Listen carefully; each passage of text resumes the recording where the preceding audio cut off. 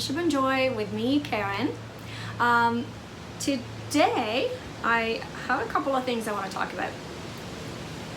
First of all, I want to discuss and talk about my new, I call them forever projects, but obviously they're not forever because eventually they will get finished. But it's a project that's simple enough that I keep at the side of my main project so I can do it while I talk or get together with friends or whatever, and I don't care when it gets finished. But this is going to be a little shawl that I can wrap around myself here when the weather gets a little colder. And at first glance, this little project might look very plain and boring. If you look at it, it's just plain stockinette, or is it? When you turn it around, it's plain stockinette on the back side as well. So it is actually a double knitted, a form of double knitting, because the fabric is double. You can pull it apart so it gets very thick and very, very warm.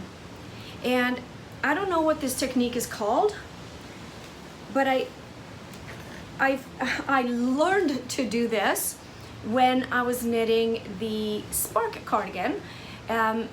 When you knit the belt for that cardigan, this was the technique that was used, and I really loved the thick plumpness of the fabric that it creates, and it's very simple to do. All you do is you cast on, I always think it's better to cast on uneven number of stitches because then you kind of get the edges to look the same. And you knit one stitch and you slip the other one purlwise with the yarn in front, just like so. So when you look at the stitches, the one that looks like a knit stitch, you knit, and the one that looks like a purl, you slip the stitch purlwise with the yarn in front. And then you knit, I'm going as slow as I can here. Knit and slip with the yarn in front. Knit and slip with yarn in front. Knit and slip with yarn in front. And of course then when you turn it around, the one that I just slipped with yarn in front on the other side will look like a regular knit stitch. So if you get used to just sort of looking at the stitches, knit the ones that look like knit stitches, and the one that look like a purl, you slip with yarn in front. And for some reason, and I still don't quite understand, it creates this double fabric. You can see, you can even pull it apart. It's absolutely double, like this. And it looks knitted on both sides. So it's a very cool little technique. And for some reason, like I said, I don't understand how it creates this double knit fabric, but it does. And sometimes you just need to keep going and trust the process. You will end up with a very nice reversible on both sides and thick and warm. And then, like I said, like you can, I don't know, like it gets hollow. You could probably even, I'm thinking, if you separate the stitches at the top and pull every stitch off to another needle, you probably end up with a bag or a pocket that you could probably use as a pillow cover even. I don't know why no one else is talking about this, but it's like such a cool little project. The only thing is, and I tried this, you cannot create, like when you do true double knitting with two colors, when you knit one, purl one, knit one, purl one, and you can create a double, what do you call it, like a ferrule technique with the reverse colors on the other side. I have not been able to do that. You can switch and do stripes, but you can't, with this technique, doesn't really work to do the two colors. I've yet to figure that out. I don't think it works. But anyways, this is a cool little technique. So this is what I'm gonna be knitting now for a while, because A, we're in August now, and before you know it, it will get cooler. I had some very, very summer stormy weather the other day. I mean, take a look at this. It's coming. Stormy, colder weather is coming, and then it's very nice to have this little shawl to wrap around. Today though, it's borderline too hot to knit. It is so muggy, it's so sticky, and it's very, very hot. So I always keep a little Johnson & Johnson baby powder handy. I mean, every so often, I don't use it often, but every so often you kind of have to. Powder up your hands a little bit. Don't breathe in because it's not good for your lungs, but it's easier. Once you get your hands nice and powdery, you can keep on knitting with no problem. So because I cannot decide what to do with my Finch sweater that I'm knitting, I'm not 100% in love with the color. So I'm debating, do I continue, do I fix it, or do I frog it? This project, this pattern, it's like my problem child. You know, it is frustrating, it gives me anxiety. I don't know what to do at times, and yet I love it so much, I refuse to give up on it. I will just come up with the solution, because first of all, as you know, the colors I was never really in love with when I started the project. I did end up buying a little bit of a beige base color instead of the lighter one that looked gray. This one does look more beige. I'm happy with that color. However, I'm not liking this neon green. It's supposed to be an apple green, and this is just too harsh, in your face kind of thing. I'm not in love with it. But the worst part, when I came here and I did the purpley part, I realized that the purple that I picked doesn't show up against the beige. It is too close, or it just disappears. When you look at it from afar, you don't even see it.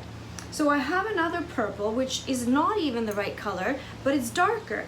So I thought that maybe I could fix it by doing an overlay.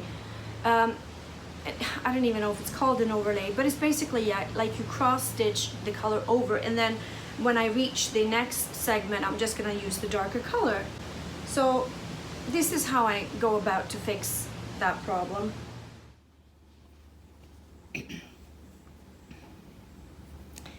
So I have my new yarn onto a tapestry needle.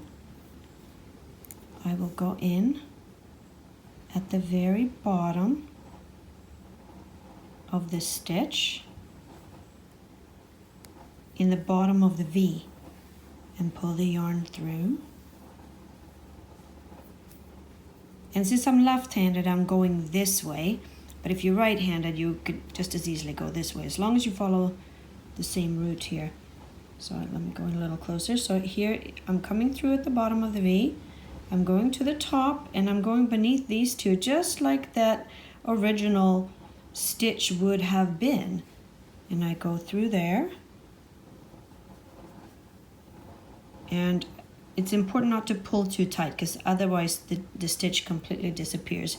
And then I go back in at the bottom of the V, and I'll go over to the next stitch. And that way you can kind of cover it. I don't recommend doing this, I mean, because you will end up with, if you can start over, it's always better, but that you have a perfect little V on top. This row will be a little thicker, but since I'm not willing to unravel all of this that I've already done, I think this is what I'm gonna do. I don't know. Sometimes when you make mistakes, you always have to ask yourself, can you live with this? And when I asked myself, can I live with this? I said no. So here I am going through that stitch again. There. and then back down into that V. And here I have to skip 2 stitches to go up in the next. So you want to locate the stitch, you want to stay in the same row. And it's very important not to pull too tight. Then I go back down into the bottom of that V, and I will go up at the bottom of the next purple stitch. So here I have done a few, and I can already see that I like this color much better. I do know this row will be a little bit thicker than the rest, but I think I will live with that, because the thought of unraveling all of these rows that I've done already to change out the color, that's too daunting. But I think that this little mishap or little flaw I can live with once I do them all. Okay, so here I laid my project down on the floor, and from a little bit of a distance you can clearly tell that the darker color shows through and the purple is like almost invisible. So if we come in a little closer, I do think that this overlaying technique is something I can live with. And once you get into this sort of the flow of doing the, should I call it cross stitching or covering or whatever, but it's pretty much like cross stitching. It's actually quite soothing, since I do enjoy cross stitching as well. So I think this is what I will do. We'll see. I'll keep you updated. Honestly, I'm not 100% happy with these colors, period. I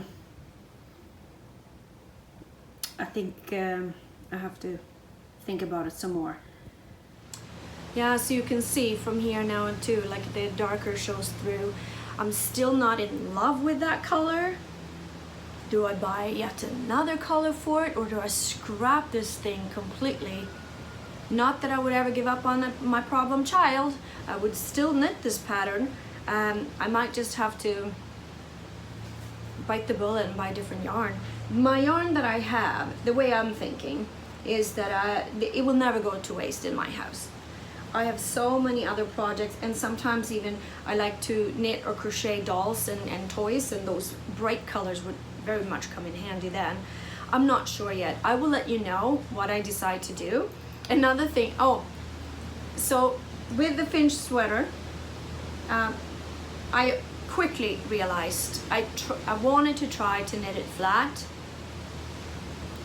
As soon as I got to the first segment of sort of gray and black, I gave up.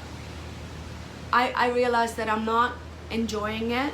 It's not flowing for me, and carrying the floats on the purl side is just no. So I quickly went to plan B.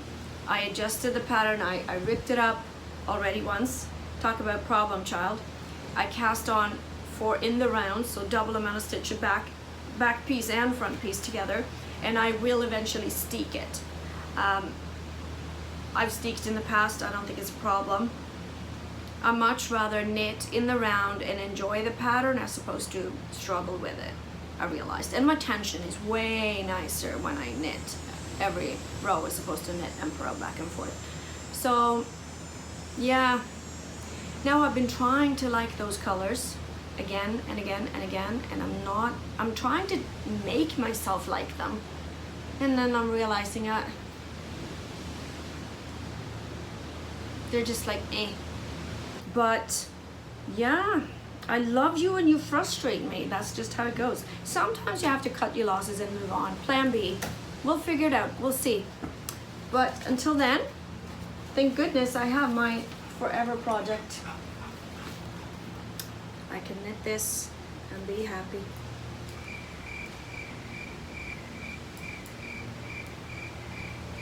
We shall see. Time will tell.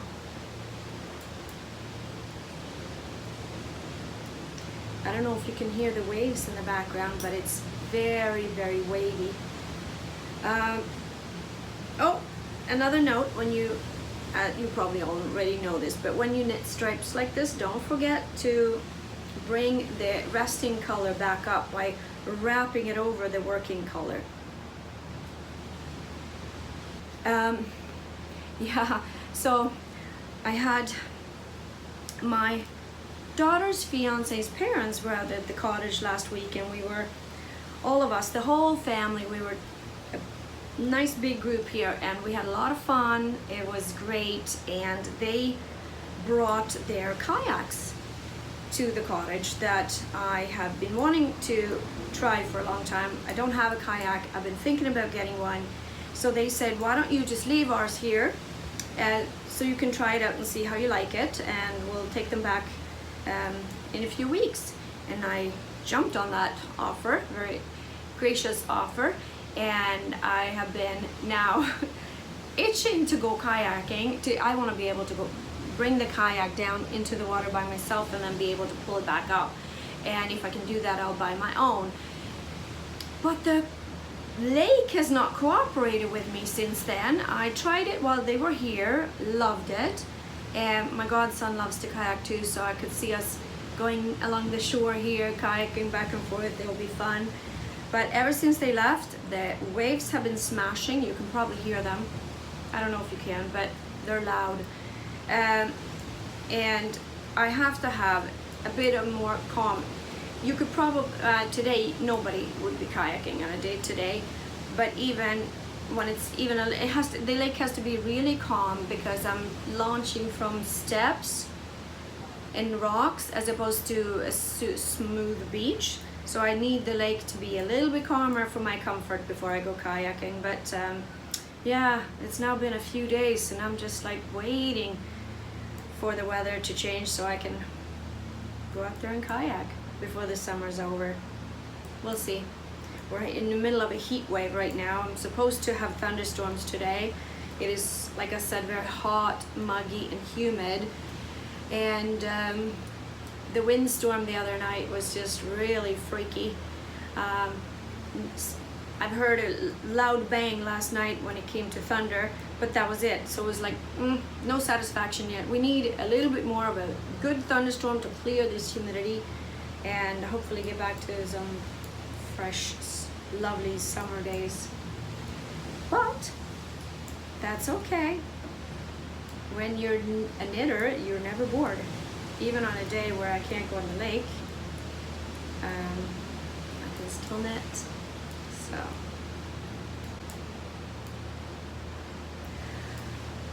So I think that's it for today. I will let you know how it goes. I'll keep you updated about the Finch sweater. Until next time, take care. Bye.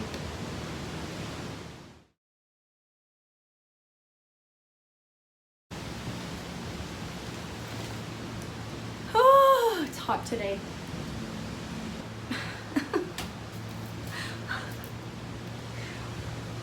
Where am I supposed to look?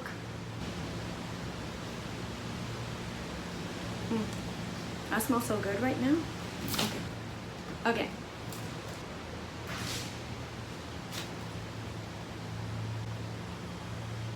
Hope that wasn't a coyote. Cheers.